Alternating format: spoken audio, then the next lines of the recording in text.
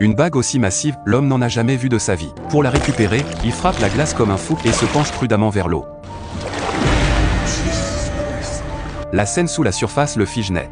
À peine reprend-il son souffle qu'une caisse noire, un peu plus loin, attire son attention. Il la ramène en urgence sur la berge et découvre qu'elle est remplie de billets. Mais un détail le sidère encore plus, sous la glace repose un hélicoptère. S'il y a un hélicoptère, il y a forcément d'autres liasses. Il décide de courir chercher ses outils. Mais en route, la police l'arrête. Comment un simple pêcheur peut-il transporter autant d'argent? Les agents le maîtrisent aussitôt. Au moment où la policière appelle du renfort, un 4x4 noir déboule. Ces types ne viennent pas discuter. Ils veulent les 50 millions de l'hélicoptère. Le chef des malfrats exige de savoir où est le reste de l'argent. La policière n'en sait rien. Elle ne peut pas répondre. John lève son arme, prêt à tirer. À l'instant critique, Jack le percute de plein fouet pour gagner quelques secondes.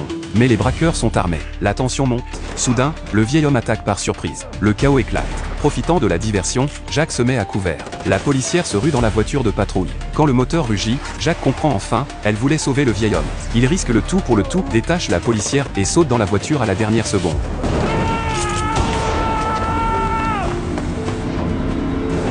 Les criminels sont clairement entraînés. Leur cible, la caisse d'argent dans le véhicule. Après une lutte acharnée, l'un des bandits est projeté hors du 4x4 et la caisse entière glisse dans le lac gelé. Une scène digne d'un pur film d'action. Et pour les deux survivants, la chasse ne fait que commencer.